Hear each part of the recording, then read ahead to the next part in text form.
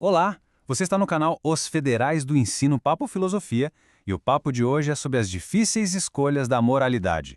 Pois é, a gente vai mergulhar de cabeça num dos dilemas mais famosos, mais clássicos da filosofia, tudo para tentar entender um pouquinho melhor como é que a gente pensa sobre o que é certo e o que é errado. Então, para começar, vamos imaginar uma situação, tá?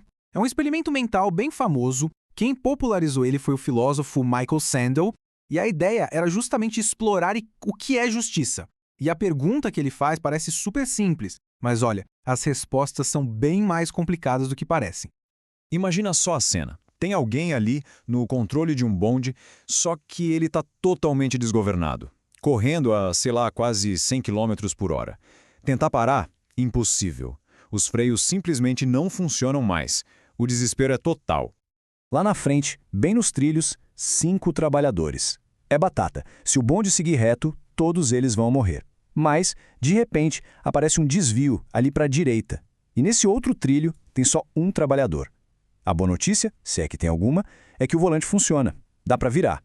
A escolha tem que ser feita e tem que ser agora. E aí, o que a maioria das pessoas faria numa situação dessas? Bom, quando essa pergunta é feita por aí, a resposta é quase unânime. A grande maioria escolhe virar o bonde. A lógica parece bem direta, né? Salvar o máximo de gente possível. O princípio por trás dessa escolha parece bem claro, não é mesmo? É melhor que uma pessoa morra para que 5 possam viver. Uma matemática moral que, à primeira vista, parece fazer todo o sentido. Mas será que esse princípio vale para tudo, para qualquer situação? Então, que tal a gente testar esse princípio? Vamos mudar um pouquinho o cenário? E é agora que a coisa começa a ficar, digamos, bem mais complicada.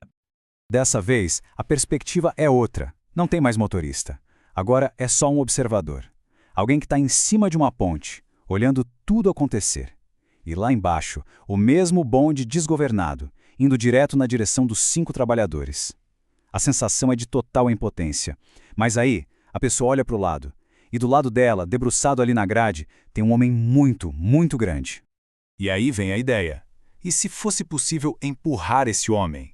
Ele cairia nos trilhos, morreria na hora com certeza, mas o corpo dele seria grande o suficiente para parar o bonde e, com isso, salvar as 5 pessoas lá embaixo. Repara que a matemática é exatamente a mesma, sacrificar uma vida para salvar 5. E o que a maioria faz agora? Olha, a resposta muda da água para o vinho. Desta vez, quase ninguém mesmo, escolhe empurrar o homem. A maioria esmagadora prefere simplesmente não fazer nada, deixar o bonde seguir o seu caminho. Mas por quê? Ué, o que aconteceu com aquele princípio que parecia tão certo? Sacrificar um para salvar 5. A conta não mudou. O que é que explica essa virada de 180 graus na nossa intuição moral? Pois é, essa excitação toda e empurrar o homem já mostra que existe uma outra lógica moral em jogo. Esse conflito que a gente sente revela que existem basicamente 2 maneiras bem diferentes, até opostas, de pensar sobre o que é moralidade.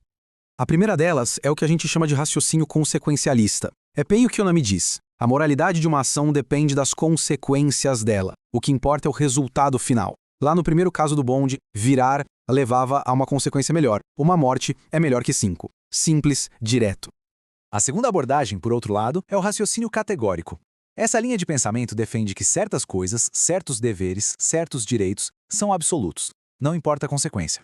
E é por isso que no segundo cenário, a ideia de empurrar ativamente uma pessoa inocente para a morte parece errada. Errada por si só, sabe? Independentemente de salvar outras 5.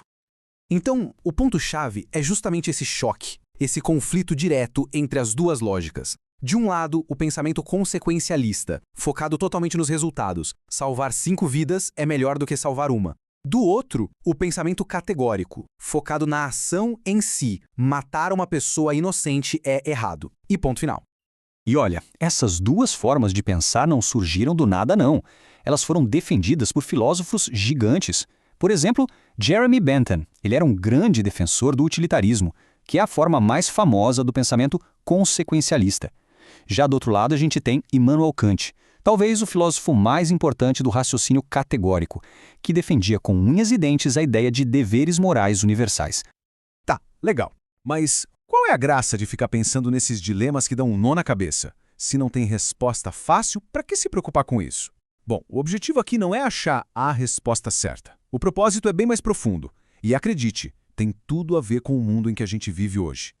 O objetivo, como o próprio Michael Sandel explica, é nos tirar da nossa zona de conforto, sabe? É pegar aquilo que a gente acha que já sabe, que é familiar, e transformar em algo estranho.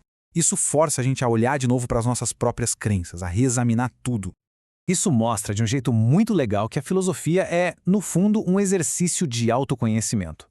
Porque uma vez que aquilo que era familiar se torna estranho, ele nunca mais volta a ser o mesmo. E é esse desconforto, essa inquietação, que é o pontapé inicial para a gente começar a refletir de verdade. E quando essa nova chavinha vira na nossa cabeça, não tem mais como desver o mundo daquele jeito. No fim das contas, o objetivo não é dar uma solução para o problema do bonde. É despertar essa inquietação da razão. E por que isso importa? Porque esses dilemas não são só historinha, não. Pensa bem, como é que a gente vai programar um carro autônomo? Ele deve escolher atropelar um pedestre ou desviar e arriscar a vida de quem está dentro. São as mesmíssimas lógicas que estão em jogo. O convite que fica é esse, pensar de forma crítica sobre as decisões que estão moldando a nossa sociedade. Federais do Ensino, um papo melhor para um mundo melhor. Produzido por J. Nascimento. Se você gostou deste conteúdo, deixe seu like e siga as nossas redes sociais. Federais do Ensino, papofilosofia@gmail.com.